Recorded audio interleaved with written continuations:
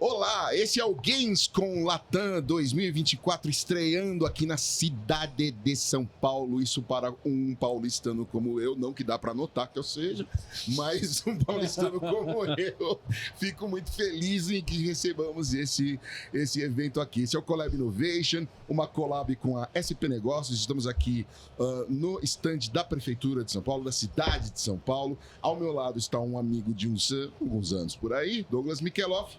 E temos aqui o nosso querido Michel. Vai falar que eu sou nosso. Não. Ele vai falar que eu sou convidado. Não. Vocês não aguentam mais me ver nem me escutar. O Michel, que também conhecemos hoje. Não, mas a gente está com um convidado. Eu gostaria que vocês apresentassem para a nossa audiência o nosso papo. Fique à vontade. A gente está com o Marco. Você sabe falar mandarim? Eu vou ter que aprender mandarim, já percebi isso. Não vou perguntar para o Michel, porque ele sabe, mas... A Tchê, já falou. Que é da Momix Games, que é uma empresa chinesa que está aqui em exposição, bem do ladinho aqui, colado no nosso stand. Marco, bem-vindo ao nosso podcast. Obrigado, é um prazer participar do podcast aqui. Legal. Você percebeu que é bem sério, assim, bastante sisudo o ambiente. Ô, Michel, conta pra gente o que vocês estavam conversando, não absolutamente tudo, porque vocês estavam falando de futebol também, e aí não é um bom momento pra gente falar, porque eu acho que a galera aqui em São Paulo tá meio triste com o futebol. Por Eu quê? sou palmeirense. Você é palmeirense? Eu não. Então, você é o quê? Corintiano? Sim, senhor. Eu também. Então, Ah, tamo aí, a gente tá feliz sempre. a gente nasceu feliz. Do 3 corintianos, você é o quê? Atlético Paranaense. Vamos continuar Vamos falando. continuar falando. Coisa mais importante. Mas vamos falar de negócio, vamos lá. Bom, a gente tava falando aqui um pouco do objetivo, que é o que nos traz a feira, né? Exatamente. A gente pergunta sempre o que a cidade tá fazendo lá, né? A gente tá fazendo isso. Conexão e trazendo empresas para a cidade de São Paulo. Então aí, Exatamente. a gente estava conversando aqui há pouco com o Marco. Ele representa aqui no Brasil uma publisher chinesa que está olhando uma expansão para fora das fronteiras da Ásia, não é da China, né? Da Ásia como um todo, porque eles também têm escritórios em outras localidades da Ásia. E a gente, nessa conversa, encaminhamos bem a vinda para o Brasil, mas mais do que para o Brasil, para São Paulo. Então, assim, já temos aí um investimento atraído para a cidade no segundo dia, já tá bom, né? Já posso ir para casa, tirar férias, brincadeira. Mas é um pouco isso, acho que é contar aí um pouco dessa jornada, desse olhar do porquê São Paulo, do porquê Brasil, e como é que está o mercado chinês e as oportunidades que a gente tem ali no mercado chinês, para não só a lógica da atração, não só São Paulo realmente está de braços abertos aí para receber todas as empresas chinesas da área de games ou de qualquer outra área que queiram estar em São Paulo, mas também oportunidade para os estúdios paulistanos, brasileiros que estão nos ouvindo e que estão por aqui, como é que a gente troca essas experiências? Não, então, como a gente estava falando, né, a ideia nossa de vir para cá é porque o Brasil é um dos mercados mais que a gente tem em foco, né? Para publicar os jogos, é um mercado que tem muito potencial de crescimento ainda. E, como a gente estava falando, o mercado chinês já está um pouco saturado nesse sentido e essas empresas estão expandindo agora para fora da China. Tanto do lado que a gente está aqui, que é o principal, que é expandir no sentido de procurar fornecedores para ajudar a gente a crescer o mercado aqui. Tanto quanto nessa parte de... Mão de obra. Mão de obra. Então, Essa é prestação de serviço, isso, né? prestação de serviço. Como eu estava falando... desculpa. Michel. Quando eu estava falando com o Michel, o mercado lá ele já está tão competitivo que a mão de obra ficou muito elevada para certos serviços para fora da China, porque é uma mão de obra especializada. Tem várias empresas de jogos já investindo lá. Então, acabou ficando um mercado tão competitivo e inflacionado que essas empresas agora estão procurando outsourcing e outras empresas pelo mundo para ajudar nessa parte de outros mercados. E, na realidade, o que você ganha com isso? Além de ter um preço mais acessível, principalmente para a gente, nós somos uma publisher menor, a gente tem um preço mais acessível, mas a gente consegue um serviço mais localizado que entende mercado, assim. Então, tipo... Eu trabalhei por muito tempo na parte de localização também, e agora na parte de marketing. Você acaba contratando uma empresa, às vezes, que fala, não, a gente tem expertise no mercado brasileiro. Aí você vai lá, a outra pessoa que está como gerente de marketing contrata eles, aí eles mandam tudo e a pessoa não entende português também, aí quando eu vou ver os vídeos, português tudo errado. O conteúdo, assim, não tem uma conexão com o público, né? E essa é a ideia que a gente quer, tipo, pegar fornecedores que entendam no mercado, que são brasileiros, que têm o know-how, sabe que o brasileiro gosta. E também, em cima disso, ser mais barato ainda do que contratar uma empresa na China. Essa expansão deles é interessante, porque eles não estão vindo só de olho no mercado brasileiro do ponto de vista de consumo, que é o terceiro maior do mundo, 95 milhões de usuários / jogadores aí, pela pesquisa recente que a gente fez e nas conversas que a gente teve por aqui, mas também utilizar a nossa mão de obra, né? Que a gente está dentro de vários projetos que inclusive foram citados aqui ao longo desses 2 dias, e tem envolvimento da prefeitura, formando profissionais capacitados para operar nesse mercado, e um mercado que teoricamente consegue ter uma boa remuneração. A gente sai daquele velho limbo do commodity, né? De exportação, e começa de fato a levar mão de obra qualificada com maior valor agregado. Sim. E um ponto importante que a gente conversou, acho que você estava nesse conteúdo comigo, que é a gente desenvolver o mercado local, principalmente olhando para uma cidade como São Paulo, nas periferias, né? Que aí você consegue gerar renda, mantém, né, a renda naquele local ali e melhoria da qualidade de vida daquele local, né? É uma espiral de sucesso. De sucesso, né? Isso é sustentável, né? Sustentável. É a lógica do desenvolvimento sustentável. Exato. Né? Então, faz muito sentido para a gente. Acho que é muito importante. Acho que é uma grande oportunidade para a gente olhar. Acho que era isso um pouco que a gente estava conversando também, não só na lógica do que a cidade pode oferecer do ponto de vista do apoio para o investimento vir para a cidade, mas mais do que isso, né? O que a gente fala sempre. É a lógica da conexão, do fortalecimento do ecossistema como um todo, para que ele possa se autossustentar e se amadurecer, né? Eu acho que o setor de games no Brasil, apesar de a gente ser um setor consumidor, um mercado consumidor bastante consolidado, o setor de negócios dos games no Brasil é um setor muito recente. Né? Se a gente for pensar que o marco regulatório é de 2 meses atrás, é mais do que recente, é muito recente. Lembrando que a gente está em 2024, né, cara? Então, assim, né, a gente... O Douglas vai lembrar, eu não lembro disso, mas o Douglas vai lembrar, porque ele jogou muito Atari, e eu sei disso por ter estudado. Eu nunca vi um jogava bastante desse. River Raid. Entendeu? River Raid era meu preferido. Todo mundo lembra, tava acabando a gasolina. Mas você estava falando sobre negócio, não só a importância da cidade investir, apoiar, investir, né, a chegada desses novos players, mas, por exemplo, hoje aqui durante um bate-papo, a gente estava falando sobre a Sampa Games. E olha como as coisas vão até a base e como elas se cruzam. Você tem uma molecada testando. E o legal é que você não precisa ter o game pronto já. Sim. Você pode estar com ele ali no começo, 15 minutos, ou desenvolvendo aí no prompt e tudo mais. Você já está testando e tendo um feedback já, então você já tem um crescimento ali. E além disso, você também tem gente te ajudando a pensar o negócio, mesmo que você seja um desenvolvedor. Não no sentido de apenas, mas já entender a tua importância dentro da indústria do game, que por anos sofreu com um certo preconceito de ainda sofre. Vai jogar. Eu falo pra minha mãe, né? Quando eu era criança, eu jogava muito videogame, daí era aquela, né? Não, você vai jogar videogame, não vai te levar em lugar nenhum. E agora... Levou, tô aqui no podcast. Você manda pra ela o link, fala aí onde me levou. Tô falando em algum lugar. Do lado da SP Negócios, cara. Tô falando de negócio pra cidade, poxa. A empresa de vocês tem hoje, assim, vocês têm ideia de quantos jogos publicados? A gente tem 2 jogos em fase de teste agora, um outro jogo pro mercado chinês e esses 2 jogos pro mercado de fora. Um deles que é o Color Bank, que a gente teve uma fase de teste alfa aqui no Brasil em novembro do ano passado. Teve uma resposta muito boa dos jogadores. A gente voltou dessa fase para otimizar o jogo. A gente está numa fase agora de teste de monetização no Sudeste Asiático, para fazer um plano de publicação mundial já talvez nesse ano.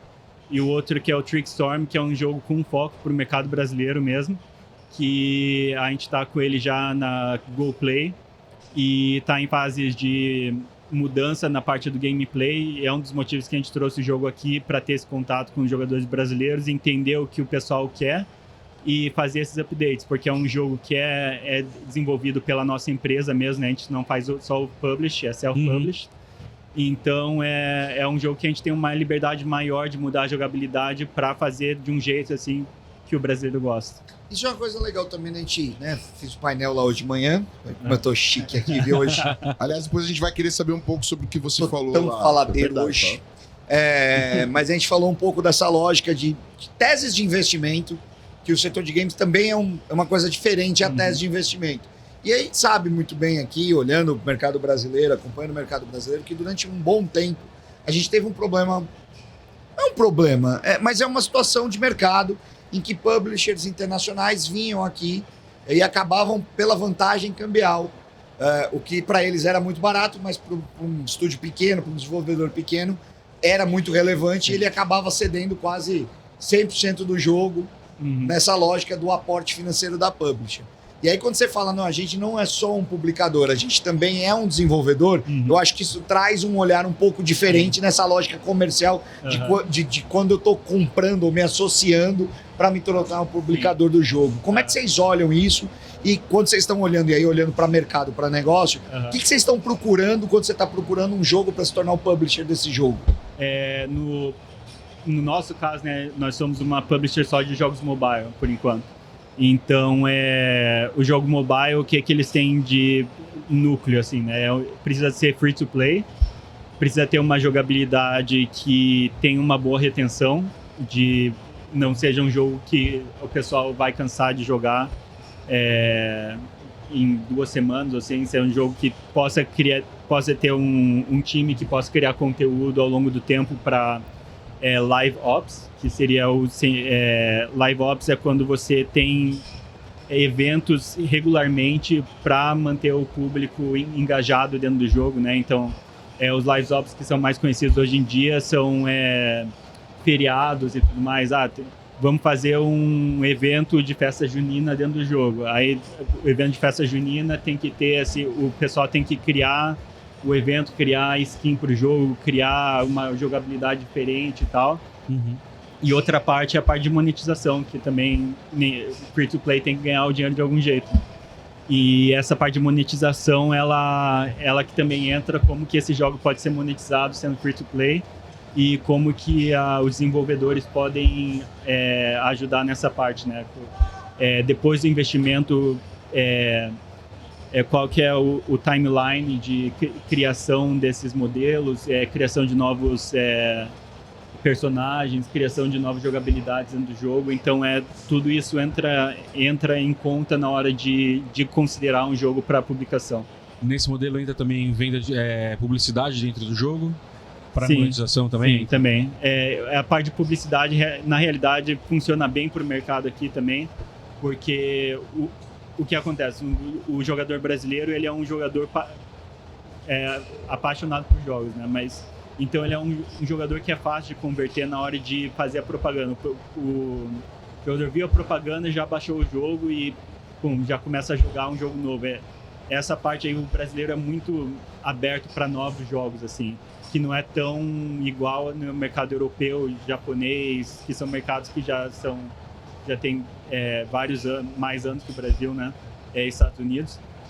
Então o brasileiro, ele tem essa abertura para outros jogos mais novos, assim. Então isso abaixa o custo também de CPI, né? Que é Cost Per Install. Então é um pouco mais barato nesse sentido para pegar o jogador para entrar no jogo, mas também esse jogador, ele, para ter essa retenção é difícil, porque por ter essa facilidade de você trazer ele para o teu jogo, também tem a dificuldade de fazer ele ficar.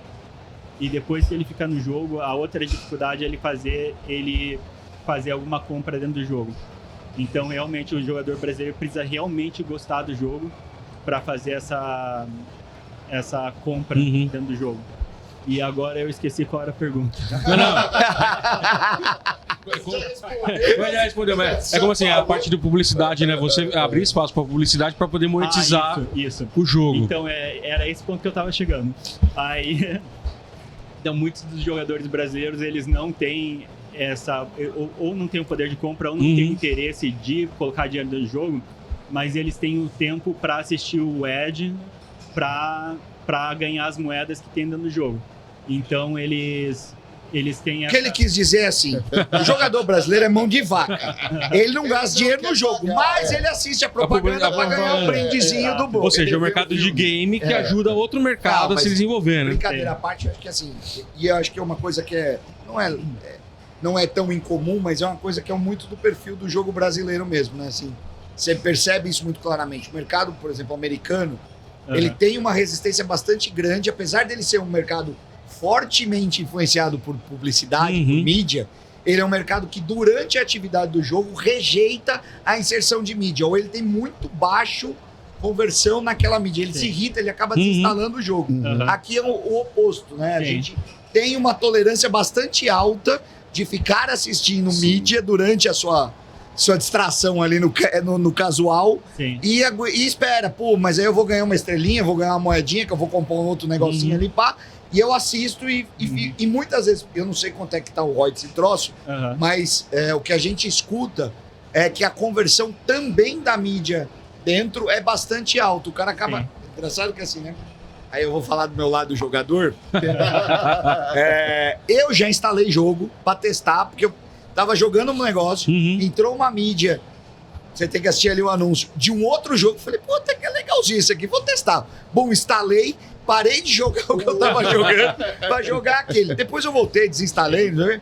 Mas é engraçado isso, a gente tem esse perfil, né? Esse perfil e essa abertura para isso. Isso né? eu queria também... Não, fala. Não, eu queria falar o que gera uma oportunidade de receita para outros mercados, né? Exato. Então, isso desafia o mercado publicitário, porque assim, você tem que tornar também o que está sendo oferecido para você... Que nem você achou interessante, alguma coisa naquela peça te fez achar legal aquele joguinho.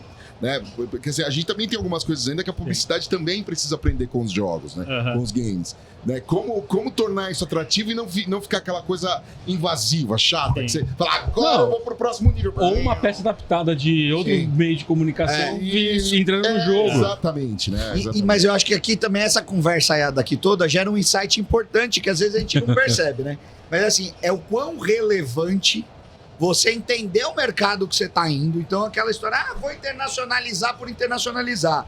Como o mercado de game é um mercado que já nasce internacionalizado por natureza, porque você publicou, você não sabe naquela loja que você publicou quem é que vai baixar aquele seu jogo.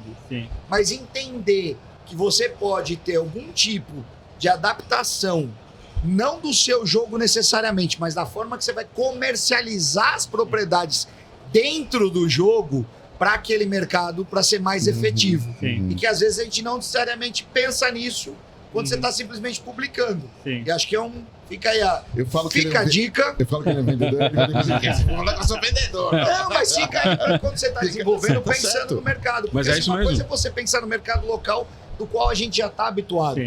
E assim, mercados mais tradicionais, ou segmentos mais tradicionais da economia, você percebe, quando você vai olhar o processo, desde a fase inicial ali, não só da exportação, mas daquela primeira perna, que é vou exportar, você precisa entender rótulo, legislação, colocação em gôndola, toda essa lógica do comércio exterior ali da fase da exportação, depois da internacionalização também, da cultura, da mão de obra, da localização da rede, blá, blá, blá, blá. No game ele já tem que nascer de cara. Então assim, ele tem um desafio, ele tem uma barreira de entrada menor, mas ele tem um desafio inicial que de repente pode ser maior. Então assim, acho que ter o apoio de uma publisher nessa olhada de como é que você entra naquele mercado, já olhando o mercado asiático, usando, por exemplo, uma publisher asiática que vai estar aqui em São Paulo, podendo te ajudar, pode ser interessante. Sim. Eu estava até conversando com os desenvolvedores no Mixer no primeiro dia, e eles estavam falando que o segundo maior público deles na Steam, que mais compra jogos deles, é o pessoal da China. E só que o jogo ele não tem servidor na China porque é um servidor à parte, né? Não precisa colocar servidor local, você precisa ter fornecedores locais. E o review que os jogadores têm é que eles gostam do jogo, mas que a internet, por não ser...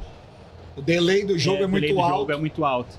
Então, acaba tendo essa barreira, mas com uma publisher nossa, assim, então, a gente estava falando, não, talvez é uma coisa que a gente possa ajudar também e conhecer os nossos desenvolvedores. Acho que tanto essa ponte de levar os nossos jogos para o Brasil, trazer os jogos do Brasil para a Ásia, assim, também é uma possibilidade. Tá vendo? Olha o sorriso do Michel. De vez em quando eu faço umas coisas que faz sentido. Não é sempre, mas de vez em quando dá certo. Cara, que bacana esse bate-papo. Obrigado aí Não, obrigado, prestígio prazer com a foi cidade. meu. Parabéns mais uma vez, senhor Michel. Muito obrigado. Aliás, vamos aproveitar o papo que você está aqui, rapidinho. Conte-nos o que o senhor explanou hoje lá durante o seu papo aqui, muito próximo. Você No viu, cara, palco. em vez de ir lá me assistir, agora Não, ele quer... eu tava aqui. Senão depois Oh, você me desculpa, manda hein? embora. Eu tô mandando embora alguém. Não, eu acho que assim, foi bastante legal. Acho que assim, é uma das funções nossas, né? A gente sempre fala dessa história. Conexão. Ninguém aguenta mais de falar isso. Mas, Nem eu cara, mesmo. né? Mas assim, eu acho que é muito bacana isso. Eu acho que uma das lógicas que a gente vem falando dessa fortalecimento de ecossistema é garantir que a gente consiga, de alguma forma, ofertar o máximo de serviços, ainda que não sejam serviços nossos diretos. Uhum. Então, um pouco isso. E o mais legal é que, assim, a tese de games de investimento não é uma tese comum, não é uma tese fácil. Fora as barreiras naturais do preconceito de que, isso é coisa de desocupado, não vai te levar a lugar nenhum. É uma tese diferente de retorno. Falando do ponto de vista financeiro, puro e simples. Se eu bater num VC normal com um prédio, ele vai entender qual é o retorno, ele vai entender qual é o risco, é um cenário conhecido, é um cenário mais confortável.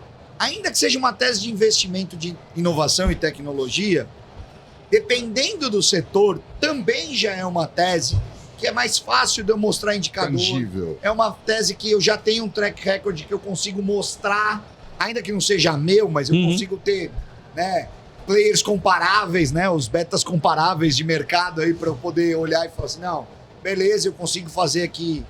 Eu não gosto muito de palavras em inglês, né? Vocês sabem disso, mas é difícil aí falar do valuation, né, de uma valoração da tese comparável. Quando eu olho para game, qual é meu comparável? Não tem. Ou até tem, mas é recente. Então, assim, como é que eu trago um VC tradicional e a nossa primeira... Por que eu gosto muito dessa lógica do que aconteceu aqui hoje? Porque qual foi a nossa primeira participação aqui ainda quando era Big Festival? Foi lá em 2022, na edição. E qual foi a nossa principal tese para o evento? Como é que eu colaboro, além de ter aqui um stand? Uhum. A gente fez uma masterclass com VCs. Então a gente bateu lá na nossa gloriosa Faria Lima, em VCs tradicionais, e falou, pô, você investe em game? Você conhece game como tese de negócio? Obviamente, os caras olhavam pra nossa cara e faziam, pô, vocês são malucos. E aí a gente fez uma masterclass aqui no Big, trazendo 40 VCs tradicionais, ou melhor, convidando 40 VCs tradicionais. Alguns declinaram e não apareceram, porque falou, meu, isso é muito fora do que a gente faz. Mas alguns vieram para escutar publishers e desenvolvedores e um VC que não era bem um VC, ele era um publisher que investia, esse negócio de tipo, eu compro um pedaço e depois eu me remunero lá na frente, para falar da tese de games. Dessa conversa, a gente evoluiu em algumas coisas e hoje a conversa foi com o quê? Com um fundo exclusivo de games. Então hoje a gente tem uma plataforma, eles têm, né, uma plataforma de crowdfunding e um VC mesmo, um fundo de investimento para só games. A tese deles é 100% game, ele não faz outra coisa. 2 anos depois. 2 anos depois. Falar que a culpa, né, a razão deles terem surgido tem a ver com a gente? Não, seria pretensão demais. Mas pode ser que a gente provocou o cara parar e pensar. Então eles saíram de um mercado tradicional, um dos sócios veio da saúde, o outro já trabalhava com num setor aí que tinha umas teses mais de risco, falou, não, vamos olhar só games, e hoje eles estão olhando só games. Então assim, acho que isso é bacana de falar, ó, trabalho de formiguinha, ele demora, mas ele dá resultado. Então hoje eles já têm 3 empresas investidas, a tese, o cheque lá varia ali entre 200 e 500 mil, não é um cheque pequeno. Uhum. E eles estão querendo expandir, fizeram uma captação grande, estão olhando outras coisas, estão olhando não só a tese do investimento no desenvolvedor, mas eles investiram numa publisher para ajudar a defender a tese, ou melhor, a melhorar a lógica da tese e reduzir risco na fase de desenvolvimento. Eles olham games em qualquer fase, então desde que o cara tenha alguma coisa ali a mostrar, ele brincou e falou, cara, a gente olha uma empresa que já tem um projeto, que já tem uma equipe, mas apareceu um cara lá que a gente tinha um papel, um sonho, e a gente gostou tanto do cara, porque ele tinha tanta vontade de fazer acontecer, que a gente investiu. E aí a gente está ajudando ele a desenvolver o negócio como um todo. A parte jurídica, a parte de marketing, a parte de alocação de equipe, e ele está desenvolvendo e a gente tem consciência que a tese não é uma tese normal, que é aquela tese, eu faço investimento, em 3 anos eu estou monetizando, em 6 eu capitalizei, em 8 eu desinvisto. Que é aquela todo mundo já conhece, a jornada mais tradicional. Eu sei que esse daí pode ser que leve 10, leve 15, mas pode ser que ele escale em 2. Pois é. E eu já me paguei, beleza, mas é um projeto que eu não vou abandonar. Então, assim, é um negócio diferente, é uma tese diferente. E que a gente, quem sabe, ali, pôs ele para falar, não só porque era uma tese que a gente defendia, mas era muito mais proporcionar quem estava ouvindo e quem está aqui na feira que existe outras formas de financiamento. Não é só o edital público, não é só o programa de aceleração, de repente, que a gente proporciona. Ele é importante, mas sozinho o Estado, a prefeitura, e aí o Estado lato sensu falando, o governo, não vai ter dinheiro para todo mundo. A iniciativa privada vai ter que vir aqui, colaborar, colocar grana, participar para que o negócio seja sustentável. E nada melhor do que dar oportunidade, gerar essa conexão de um fundo, falar, eu tenho cheque disponível, apresente seus projetos, num evento em que a gente está aqui com 50 estúdios, 50, se a conta não me falhar aqui, 12, 36, 50 estúdios apoiados pela prefeitura, em programas de aceleração e incubação, que vão ter oportunidade de fazer pitch para esse cara e, quem sabe, ele se tornar um investidor, e não só os nossos. Todos os estúdios que estão aqui. O bacana, essas 3 que eles investiram ano passado. Onde eles investiram esses caras? Aqui. São Paulo. Não na cidade, aqui no evento do ano passado. Evento. Olha só, eles conheceram os caras aqui. Eles já estavam olhando, eles já estavam acompanhando alguma coisa, mas os 3 estavam aqui em exposição. O que validou a lógica deles. Não, esses caras estão aqui. Por quê? Porque o evento também recebe inscrição de uma infinidade de empresas e faz uma curadoria, uma seleção para quem está aqui como tester apresentando o seu jogo. Então, assim, eles olharam e eles validaram no evento que tinha aceitação o jogo, chamaram, conversaram e investiram. E agora eles têm 3 investidas, tem um checão maior, porque eles conseguiram captar, porque o negócio começou a rodar, e eles têm interesse em ampliar isso. E quem sabe outros. Por isso que eu perguntei da lógica de como é que vocês olham, o que vocês olham, porque isso é muito relevante. É isso que fomenta o mercado. Porque o Estado é finito, dinheiro. Por mais que a gente faça, e a gente tem feito bastante, né, acho que vocês estão cansados já de ouvir a gente falar assim do quanto a gente tem feito, mas é verdade, a gente tem feito muita coisa. Só que o dinheiro a capacidade da gente investir para a capacidade que a gente tem de gerar é muito menor. Você acha que o potencial do mercado brasileiro, não só de consumir, mas de produzir, gerar, desenvolver game, é muito maior do que o governo vai ter capacidade de fomentar. Nada melhor do que ter um investidor qualificado, um fundo. Foi isso um pouco que a gente conversou lá. Show. Já falei pra diabo. Show. Já acabou a voz de novo. A gente vai te dar 2 dias de folga. Sábado e domingo. Mentira, domingo eu tô aqui. Não, você não precisa falar. Não no ar. Eu sei que você vai ter.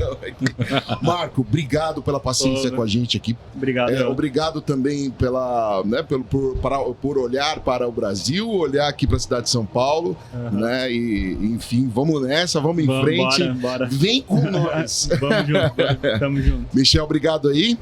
E é isso, né? A gente volta ainda. gente volta ainda. Fechamos? Fechamos. Despeça da nossa audiência. Para você que Douglas está nos Miguel. acompanhando aí pelo canal da SP Negócios, não esquece de se inscrever no canal se já não for inscrito.